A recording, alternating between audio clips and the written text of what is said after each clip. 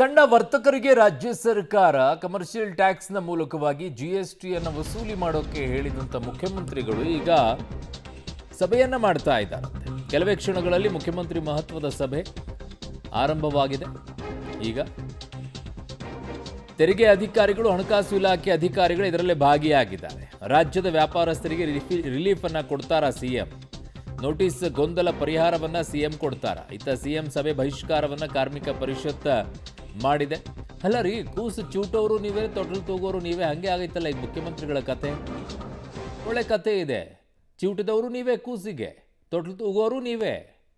ಚೆನ್ನಾಗಿದೆ. GST ಸಂಗ್ರಹ ಮಾಡಿ ಅಂತ ಹೇಳಿ ಬಡ್ಕೊಂಡು ಅಧಿಕಾರಿಗಳಿಗೆ ಹೇಳ್ಬಿಟ್ಟು ಮೇ ತಿಂಗಳಲ್ಲಿ ನೋಟಿಸ್ ಮೇಲೆ ನೋಟಿಸನ್ನು ಕಳಿಸ್ಬಿಟ್ಟು ಈಗ ಅವ್ರನ್ನೆಲ್ಲ ಕರೆಸ್ಬಿಟ್ಟು ಸಭೆ ಮೇಲೆ ಸಭೆ ಅಂತ ಇವಾಗ.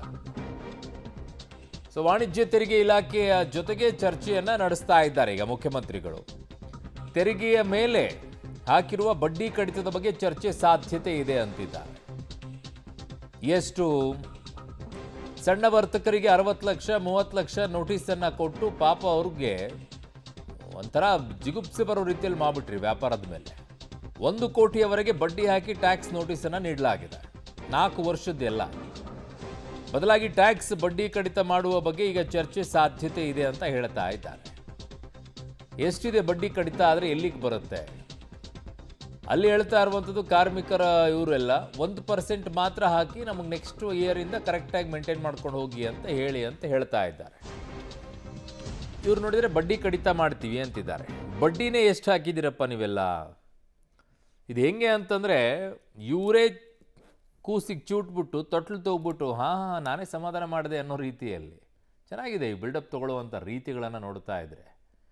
ಹೇಗೆ ವರ್ತಿಸ್ಬೇಕು, ಯಾವ ರೀತಿಯಾಗಿ ವರ್ತಿಸ್ಬೇಕು, ಅಧಿಕಾರಿಗಳಿಗೆ ಏನು ಡೈರೆಕ್ಷನ್ ಕೊಡಬೇಕು, ಏನೂ ಇಲ್ಲ. ನನ್ನ ಸಹೋದ್ಯೋಗಿ ಈಗ ಪೊಲಿಟಿಕಲ್ ಬ್ಯೂರೋ ಹೆಡ್ ಆಗಿರುವಂಥ ರವೀಶ್ ನನ್ನ ಸಂಪರ್ಕಕ್ಕೆ ಸಿಗ್ತಾ ಇದ್ದಾರೆ. ರವೀಶ್, ಇವರು ಕೂಸನ್ನು ಚೂಟ್ಬಿಟ್ಟು ತೊಟ್ಲು ತೂಗುವಂಥ ಕೆಲಸ ಮಾಡಿಬಿಟ್ಟು ಈಗ ನಾನೇ ಏನೋ ಮಾಡ್ತಾ ಇದ್ದೀನಿ, ನಾನೇ ಎಲ್ಲದಕ್ಕೂ ಕೂಡ ಪರಿಹಾರ ಕಂಡ್ಕೊಂಡ್ಬಿಟ್ಟಿದ್ದೀನಿ ಅಂತ ಹೀರೋ ಆಗಕ್ಕೆ ಹೊರಟಿದ್ದಾರಾ ಅಂತ? ಅರುಣ್, ಪ್ರಮುಖವಾಗಿರ್ತಕ್ಕಂಥದ್ದು 8 ವರ್ಷಗಳ ಹಿಂದೆ ಬಂದಂತಹ ಒಂದು ರೂಲ್ಸ್ ಇದು. ಕೇಂದ್ರ ಸರ್ಕಾರ ಜೊತೆಗೆ ರಾಜ್ಯ ಸರ್ಕಾರಗಳು ಕೂಡಿ GST ಕೌನ್ಸಿಲ್ ಮಂಡಳಿಯಲ್ಲಿ ಆಗಿರ್ತಕ್ಕಂಥ ರೂಲ್ಸ್.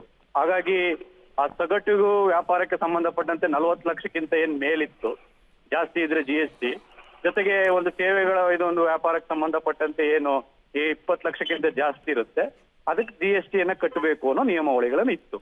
ಆದ್ರೆ ಅದನ್ನ ಕರ್ನಾಟಕದಲ್ಲಿ ಬೇರೆ ರೀತಿ ಬಳಸ್ತಾ ಇದ್ದಾರೆ ಅನ್ನೋದಕ್ಕೆ ಬಹುದೊಡ್ಡ ಆರೋಪ. ಆ ಆರೋಪದಲ್ಲಿ ಈಗ ಮುಖ್ಯಮಂತ್ರಿ ಸಿದ್ದರಾಮಯ್ಯ ಅವರು ಕೂಡ ಒಂದು ಹೇಳಿಕೆಯನ್ನ ಕೊಟ್ಟು, ಅಂದ್ರೆ ಟ್ಯಾಕ್ಸ್ ಕಲೆಕ್ಷನ್ ಜಾಸ್ತಿ ಮಾಡಬೇಕು ಅನ್ನೋ ಕಾರಣಕ್ಕೋಸ್ಕರವಾಗಿ ಈ ರೀತಿ ಟ್ಯಾಕ್ಸ್ ವಸೂಲಿಗೆ ಮುಂದಾಗಿದ್ದಾರೆ, 14,000 ನೋಟಿಸ್ ಕೊಟ್ಟಿದ್ದಾರೆ ಅಂತ ಕೂಡ ಇದೆ. ಅದಕ್ಕೆಲ್ಲದಕ್ಕೂ ಕೂಡ ಇವತ್ತಿನ ಸಭೆಯಲ್ಲಿ ಮುಖ್ಯಮಂತ್ರಿ ಸಿದ್ದರಾಮಯ್ಯ ಅವರು ಕ್ಲಾರಿಫಿಕೇಶನ್ ಕೇಳುವಂತಹ ಸಾಧ್ಯತೆ ಇದೆ. ಯಾಕಂದ್ರೆ ಏಕಾಏಕಿಯಾಗಿ ಎಲ್ಲವನ್ನೂ ಕೂಡ ಮನ್ನಾ ಮಾಡೋದಕ್ಕೆ ಅಧಿಕಾರ CM ಸಿದ್ದರಾಮಯ್ಯನವರಿಗೆ ಇಲ್ಲ. ಹಾಗಾಗಿ ಈ ನಿಟ್ಟಿನಲ್ಲಿ ಈಗ ಆಗಿರ್ತಕ್ಕಂಥ ಕೆಲ ಲೋಪದೋಷಗಳ ನೋಟಿಸ್ ಅನ್ನ ಯಾವ್ದ್ರ ಅಡಿಯಲ್ಲಿ ಕೊಟ್ಟಿದ್ದೀರಿ ಮತ್ತೆ ಯಾರಿಗೆಲ್ಲ ಕೊಟ್ಟಿದ್ದೀರಿ, ಅದನ್ನ ಎಷ್ಟರ ಮಟ್ಟಿಗೆ ತಡೆ ಹಿಡಿಬಹುದು, ಮತ್ತೆ ಇದನ್ನ ಯಾವ ರೂಪದಲ್ಲಿ GST ಮಂಡಳಿ ಪ್ರಸ್ತಾಪ ಮಾಡಬಹುದು, ಇದೆಲ್ಲದಕ್ಕೂ ಕೂಡ ಅಧಿಕಾರಿಗಳಿಂದ ಮಾಹಿತಿ ಪಡೆಯುವಂತಹ ಸಾಧ್ಯತೆ ಇದೆ.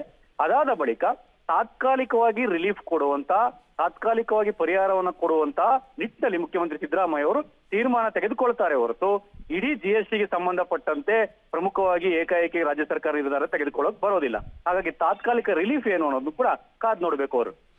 ಓಕೆ ರವೀಶ್, ನಿಮ್ಮೆಲ್ಲ ಮಾಹಿತಿಗೆ ಧನ್ಯವಾದಗಳು.